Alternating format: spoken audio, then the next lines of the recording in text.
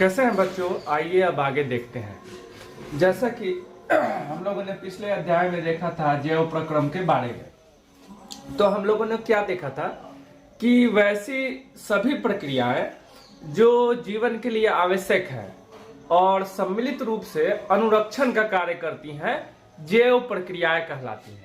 अब यहाँ हम लोगों को एक शब्द मिला था जो कि थोड़ा ये लग रहा था, जटिल लग रहा था। हिंदी का शब्द था अनुरक्षण। तो मैंने आप लोगों को बताया भी था कि ये बहुत ही इजी वर्ड्स है। इंग्लिश में इसको बोलते हैं मेंटेनेंस। ठीक है, तो मेंटेनेंस का ही हिंदी रूपांतरण अनुरक्षण होता है। क्लियर है? आइए अब आगे देखते हैं कि क्या है, कैसे है। अब देखिए आगे बोलता है कि शरीर के अंदर क्षति तथा टूट फूट रोकने के लिए अनुरक्षण प्रक्रम की आवश्यकता होती है, अतः इसके लिए उन्हें ऊर्जा की आवश्यकता होगी। मतलब बोलना चाह रहा है कि जितनी भी जैव प्रक्रियाएं हमारे शरीर के अंदर हो रही है, उन सब के लिए ऊर्जा चाहिए। क्लियर है?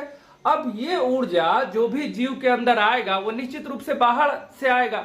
अब बाहर से किस रूप में आएगा? बाहर से भोजन के रूप में आएगा, और वही भोजन पोषण का कार्य करेगी। आगे उसको बोला भी है, देखिए यह ऊर्जा एकल जीव के शरीर के बाहर से आती है, इसलिए ऊर्जा के स्रोत का बाहर से जीव के शरीर में स्थानांतरण के लिए कोई प्रक्रम होना चाहिए, और इसी प्रक्रम को हम लोग क्या बोलते हैं? पोषण। देखिए बोल रहा है ऊर्जा के स्रोत को हम भोजन तथा शरीर के अंदर लेने के प्रक्रम को पोषण कहते हैं। आइए आगे देखते हैं। यदि जीव में शारीरिक वृद्धि होती है तो इसके लिए उसे बाहर से अतिरिक्त कच्ची सामग्री की भी आवश्यकता होगी, क्योंकि पृथ्वी पर जीवन कार्बन आधारित अणुओं पर निर्भर है। अब आइए एक नया बात मिला। ये बोल रहा है कि पृथ्वी पर जो जीवन है वो कार्बन आधारित अणुओं पर निर्भर है। इसका मतलब क्या है, हम लोग उसको समझ लेते हैं कि इसका मतलब क्या है। देखिए यहाँ पे बोलना क्या चाह रहा है। ये कह रहा है कि पृथ्वी पर जो जीवन है ना, वो मेनली कार्बन पे निर्भर है। किस पे?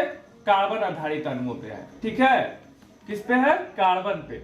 अब ये ऐसा क्यों बोल रहा है और हम लोग इसको कैसे पता लगा सकते हैं? तो बहुत ही आसान प्रक्रिया है। कोई भी जीव जंतु, किसी भी जीव जंतु हो, जब वो मर जाता है उसके बाद मान लीजिए हम लोग उसको जला दिए, तो लास्ट में हम लोग को क्या मिलता है? राख मिलता है ना। और वो राख का कलर कैसा होता है? काला। इससे क्या मालूम चलता है कि वो जो भी जीव था उसके शरीर का अधिकांश भाग कार्बन से ही बना होगा। तो इसीलिए बोल दिया गया कि पृथ्वी पर जो जीवन है वो कार्बन आधारित अणुओं पर निर्भर है। और इससे हम लोग को एक और इन्फ्लुएंस मिल सकता है, क्या? कि जो उनको पोषण चाहिए उस पोषण में भी कार्बन होना चाहिए। आ रहा है बात समझ में? अब देखिए इसको हम लोग यहाँ पे समझ सकते हैं। ये बहुत ही इंपॉर्टेंट बात है। आगे इसको बोलता है, फिर हम आपको समझा भी देंगे। देखिए इन कार्बन स्रोतों की जटिलता के अनुसार विविध जीव भिन्न प्रकार के पोषण प्रक्रम को प्रयुक्त करते हैं। अब एक लाइन देखिए क्या करा। अतः अधिकांश खाद्य पदार्थ भी कार्बन आधारित है, क्योंकि जब कार्बन बेस्ड, कार्बन आधारित जीवन है तो जो खाद्य पदार्थ होना चाहिए, जो भोजन होना चाहिए, और जो पोषण के रूप में जो भोजन लिया जा रहा है वो भी कार्बन बेस्ड ही होना चाहिए, कार्बन आधारित ही होना चाहिए। अब आइए, अब यहाँ पे एक प्रश्न आ जाएगा कि सर जब ऐसा बात है तो आप हमको ये बताइए कि हम लोग पोषण के रूप में किन किन भोजन तत्वों का, पोषण तत्वों का ग्रहण करते हैं। तो ऐसे तो हम आम बोलचाल में बोल सकते हैं ना कि खाने के रूप में हम आटा, रोटी खा लेते हैं, सब्जी खा लेंगे, कोई फल फूल खा लेंगे, चावल खा लेंगे, काजू खा लेंगे, मतलब जो भी खाने वाली चीजें खा लेंगे। लेकिन जब आप इनको ध्यान पूर्वक देखिएगा तो खाने में हम लोग सिर्फ 5 और 5 पोषक पदार्थों का ही ग्रहण करते हैं। कितना? सिर्फ 5 पोषक पदार्थों का ही हम खाने के रूप में ग्रहण करते हैं, पोषक तत्वों के रूप में ग्रहण करते हैं, और 6th कोई नहीं है। आइए हम उनको देख लेते हैं। ये क्या क्या है? ये है कार्बोहाइड्रेट। क्या है बच्चों? कार्बोहाइड्रेट। क्या है? कार्बोहाइड्रेट। ठीक है। सेकेंड वन क्या है? प्रोटीन। क्या है? प्रोटीन। एंड थर्ड वन क्या है बच्चों? वसा। वसा।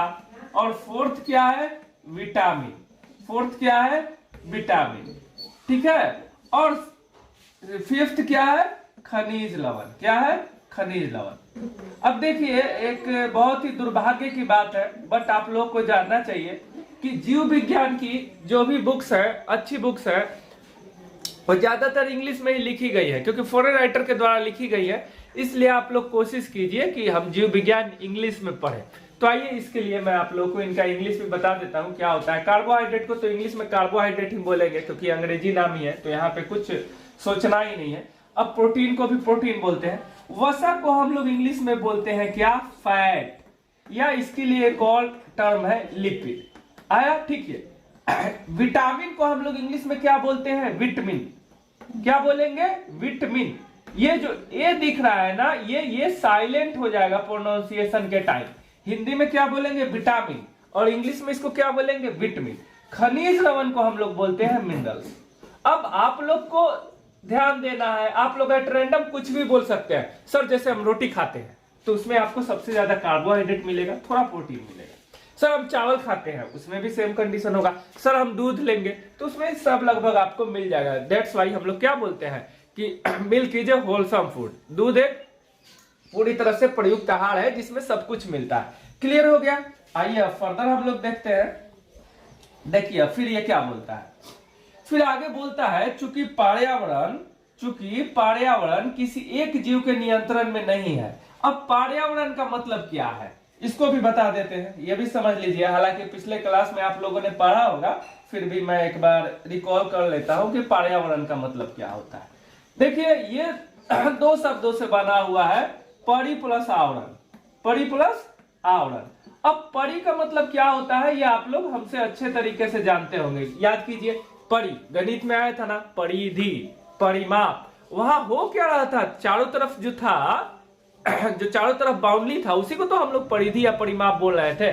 तो परि का मतलब क्या हो गया, चारों तरफ। तो पर्यावरण का मतलब क्या हुआ, हम लोग अपने चारों तरफ जिस चीजों से घिरे हुए हैं उसी को तो पर्यावरण कह सकते हैं। कह सकते नहीं है, कहते ही हैं। और हम लोग के चारों तरफ अगर हम बांटे तो सिर्फ दो ही चीज आपको मिलेंगी, या तो सजीव या निर्जीव। आया बात समझ में। और दूसरा आपको वायुमंडल मिल जाएगा। तो जैवमंडल का घटक और सजीव और निर्जीव ये सभी मिलके हमारे चारों तरफ क्या, किस चीज का निर्माण करते हैं, पर्यावरण का। आ गया, बात क्लियर है। आइए फिर हम आगे देखते हैं।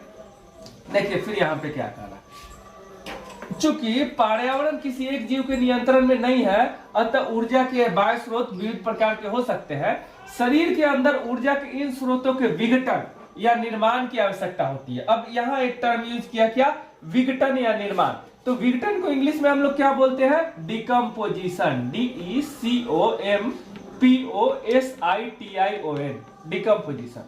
और निर्माण को क्या बोलेंगे, सिंथेसिस या मैन्युफैक्चरिंग। आइए, जिससे यह अंततः ऊर्जा एक समान स्रोत में परिवर्तित हो जाने चाहिए। यह विभिन्न आणविक गतियों के लिए एवं विभिन्न जीव शरीर के अनुरक्षण तथा शरीर के वृद्धि के लिए आवश्यक अणुओं के निर्माण में उपयोगी है। जो भी अभी तक हम फूड पार्टिकल कंस्टिट्यूएंट का आप लोगों से डिस्कस किए, carbohydrate, protein, fat, vitamin, mineral, उनके बारे में ही कह रहा है कि ये सभी आवश्यक है। किसके लिए बताइए, जीवन के अनुरक्षण के लिए, मेंटेनेंस के लिए, ग्रोथ के लिए, जो भी नेसेसरी मॉलिक्यूल्स है, आवश्यक अणु है, उनके निर्माण के लिए उपयोगी है। इसके लिए शरीर के अंदर रासायनिक क्रियाओं की एक श्रृंखला की आवश्यकता होती है। मतलब क्या, उसके लिए शरीर के अंदर क्या होना चाहिए, रासायनिक क्रियाएं होनी चाहिए। अब देखिए यहाँ दो रासायनिक क्रियाएं हैं जो इंपॉर्टेंट है, उपचयन और अपचयन। बोल भी रहा है, उपचयन और अपचयन अभिक्रियाएं अणुओं के विघटन की कुछ सामान्य रासायनिक युक्तियां हैं। अब आइए इसको थोड़ा समझ लेते हैं, ये क्या है।